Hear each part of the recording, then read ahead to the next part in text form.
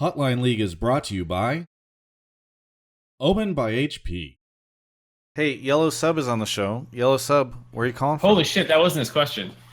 No, it wasn't. Yeah, he hasn't asked a question yet. Yellow Sub has just been sitting here silently the entire time. I don't like to call attention to that because then YouTube leaves comments like, why wouldn't you get so awkward when they're just... Yellow Sub, where are you calling from? Hey, I'm calling from Austin. Austin. I fucking love Austin. Like, if I had to live in Texas, because I was forced to, I would definitely pick Austin. Yeah, it's a great place. A lot of gaming stuff. Recently saw Rick Fox speak at DreamHack. It's Yeah, pretty cool. I had a really good time at South by South. I still have a vlog I need to publish from there. It's half built on a timeline in Premiere. What do you want to talk about? It actually kind of deals with MSI. So I have the, aggressive TSM flame statement. I think so. What I think is that TSM not making MSI this year is a good thing for NA, because I believe that TSM has a major coaching/management issue that has persisted throughout each season that prevents them from international success. And I believe that there needs to be serious change at the top level for TSM's coaching/management if they want to make their goal of winning worlds to become a reality. All right, so here's the Parth was like, all right, I need to prep myself for the flames of the hatred. I was like, no, tonight it's gonna be fine. Then you call out and come in and say this. All right, I think the first thing to do is say like, what is this issue? Because just saying that there's an issue is Sure. So Is this the Reggie? This is issue? like the classic like Redditor armchair analysis. yeah, that's what the right? show is. Don't worry, that's what Okay, everyone cool. knows it is. Fair enough. So Yeah. the issue is that TSM, more than any other North American organization, has received the most amount of international opportunities. And I think barring 2014 Worlds group, right, they made it to quarters. I think every other, not like IEM or Rift Rivals, I'm not counting those. I'm only counting MSI and Worlds, to be fair. I think that they have not performed well. So that's why I'm saying I think there's some sort of issue that continually prevents them from international success that I believe is at a top level coaching/management issue. Okay, but how do you identify that as a... Sorry, I'll let Parth rebuttal in here. Is this the only thing that's kind of weird is you've said like there is an issue, but you haven't sort of explained what it is. It's kind of like diagnosing a problem without really saying the symptoms, I guess, is what Travis is saying. Because it's like, sure, they've underperformed, you could argue, at international competition, but you haven't said why that's the management's fault, I guess. So I think it's because ultimately the TSM organization has received an abundance of opportunities to compete internationally. And I think they're the only consistent thing, right, that has been to those international events, but has still squandered it, right? Like the players have changed. And So you're upset that despite the changes, we've gone to international tournaments X times, but haven't shown results. Yeah, I guess that's a way to say it, sure. Okay, so then why don't other orgs just be better?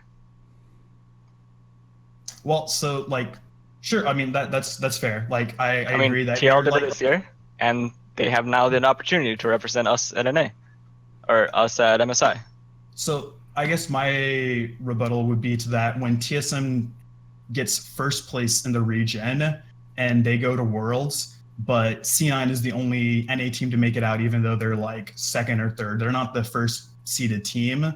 It still is. It's baffling why TSM. Wait.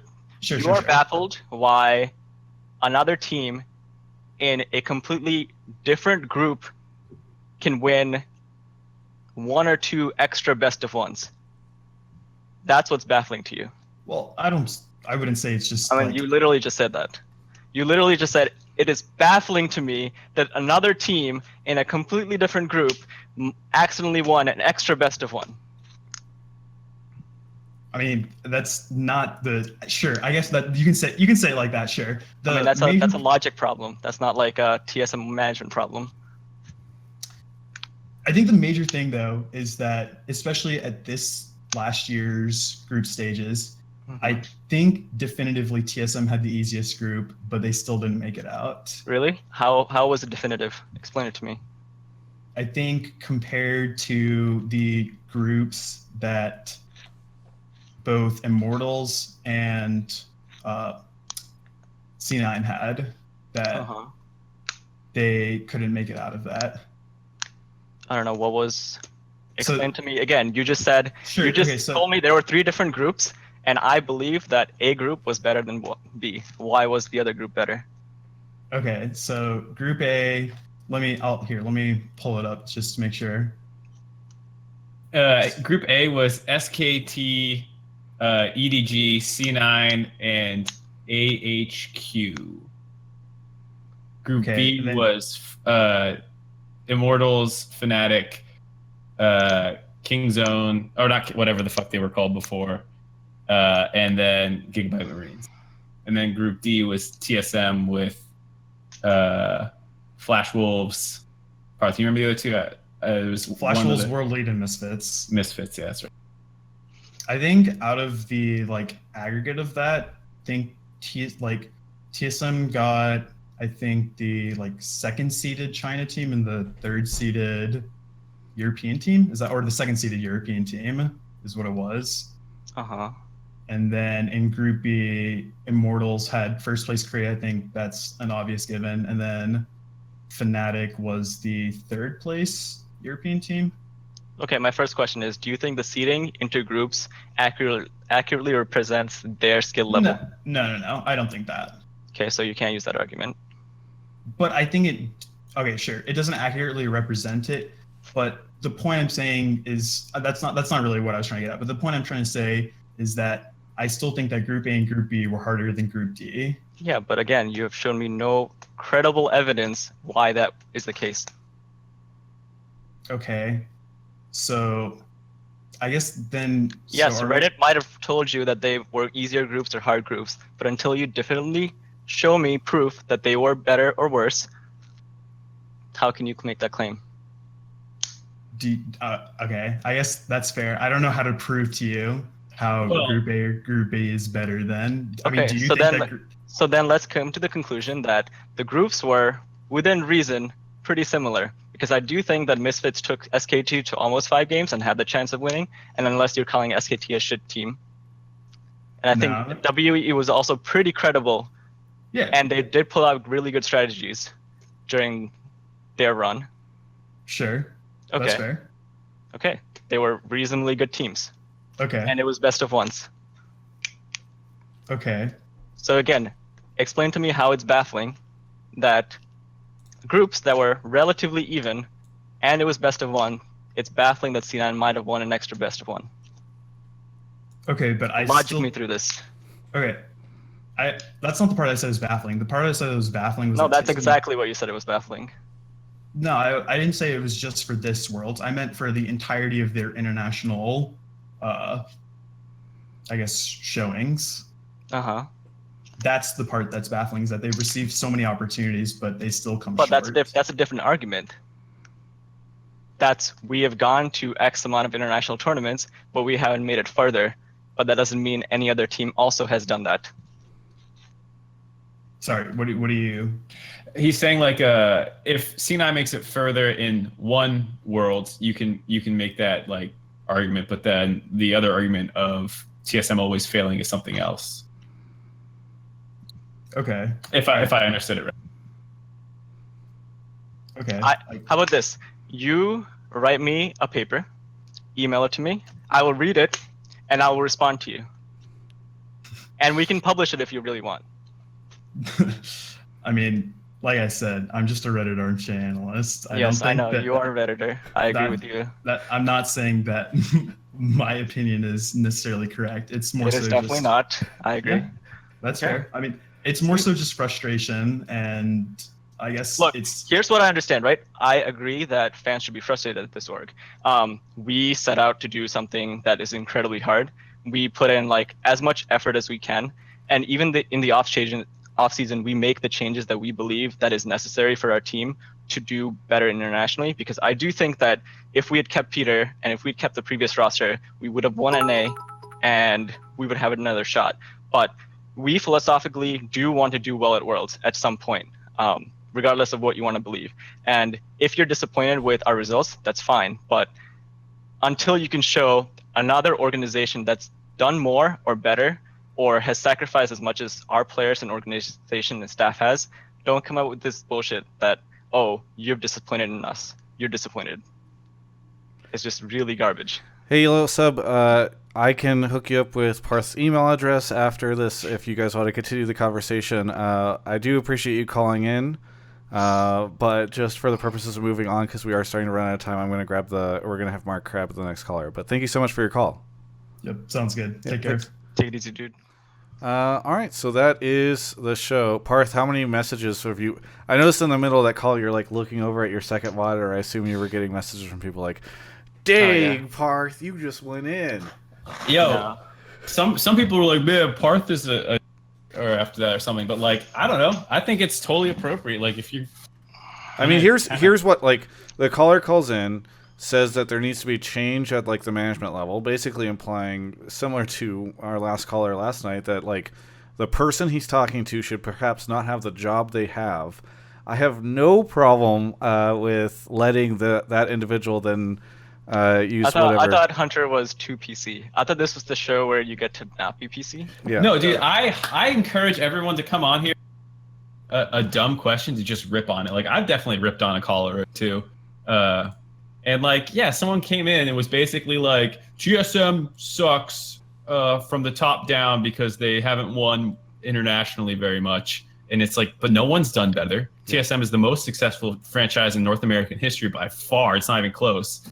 And then like, they don't have any specific thing that they want to point to. Like, you know what? If someone comes on there and says that to me, I'm like, go fuck yourself. You know, like, I think that's totally fine. No, if the caller had come in and said like, hey, I actually think that like maybe TSM's they should have had like a stronger set of 80 carries, and Parth went in on him and like, really? You want to talk to me about our 80 carry pool?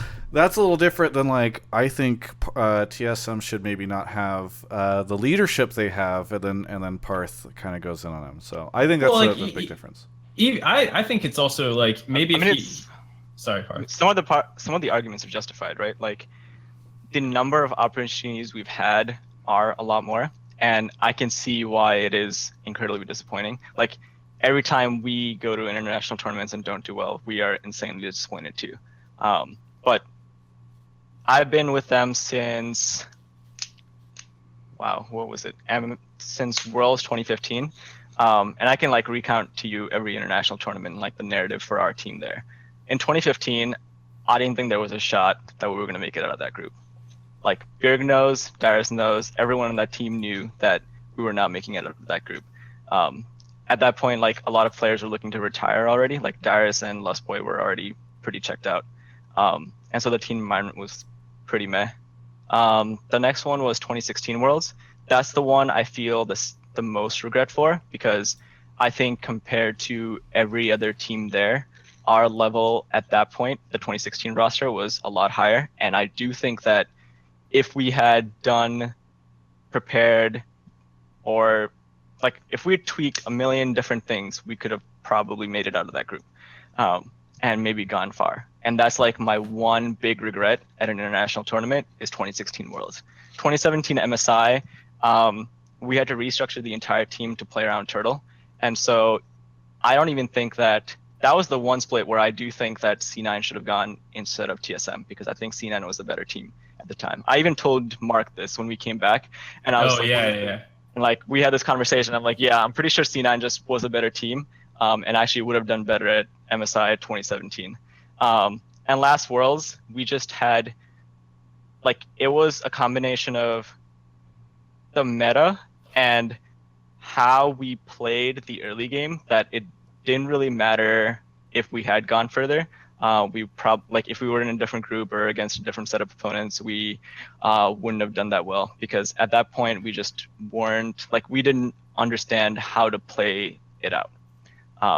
So I mean, sometimes it's like you have a chance to and you blow it. Sometimes like the things just don't align. And every time the players and like the org and the staff members that go to every international tournament learn a lot from it. Like we're definitely better as an org. Like Peter is better as a player. Dirk is better as a player for everyone he's gone to. And that experience is like the same thing that carries them through like their own region, so they have more chances. And so at some point, I hope NA continues to abide by the idea that they do want to do super well internationally. And I'm super proud of players like Peter and Björg who like carry that torch. So let me ask you, Parth, just out of curiosity, why not have given that answer? Like, why not take that tact with the last caller? I'm not saying you should have, by the way. I'm just curious. Like, you gave that answer now. You could have responded to the last caller that way, too. Yeah, but his question was kind of bullshit, so... Yeah, I mean, that's what I was going to say, is, like, the guy wasn't like, what happened then that you think it's not management, you know? Like, I think if like, it wasn't managed... There's a reasonable answer if the question was reasonable, but, yeah. Yeah, like, I don't think that guy was going to get swayed if that was Parth's answer either, so, like... You know, like, and that's the thing is a lot of people, some people are like, oh, those are a bunch of excuses. It's like, no, those are reasons. And like, I'm sure everyone in any of those situations where they came up short will take some level of fault for them. But the problem with that caller was also the assumption that like someone else could have done better. And it's like, that's probably not the case. Like, like in a perfect world, yeah, you can pretend that someone would have done better, but they weren't there for a reason. Like, I never went to a Worlds for a reason, you know, like. So I might give a suggestion for callers in the future, because the second episode we've had to deal with this. Maybe don't call in and suggest that the person you're talking to shouldn't have their job. No, do it, dude. I would love it. I can't believe Hunter was so PC yesterday. Well, okay, Hunter's in a completely different situation. He is. Here comes the Travis Gafford Hunter defense, but Hunter is like an unpopular owner at the moment or head on an unpopular team. You are like a very well-respected figure. He was talking to like another professional in the industry. Arguable after this segment. And I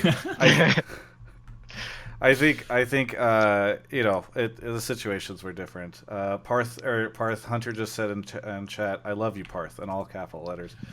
And to be fair, like a lot of people do have Parth's back for just being like, "Man, fuck that guy," because I mean, like anytime you give a strong opinion on something, like you're gonna increase connectivity with fans and people who think a similar way, and people who don't feel that way will not like you as much, and that's just how it always is whenever you're speaking your mind. It's hard when there were people in Twitch chat last night saying Hunter shouldn't have his job. There was nobody in Twitch chat saying that to you tonight, Parth. But I do agree that Hunter was he probably could have.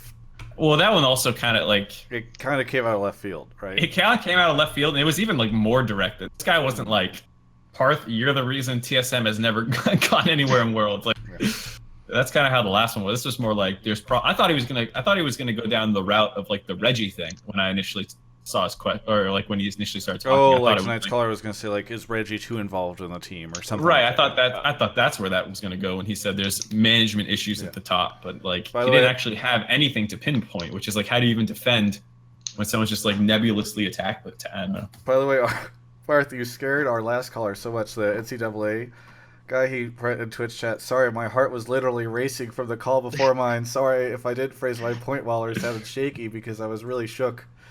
Okay.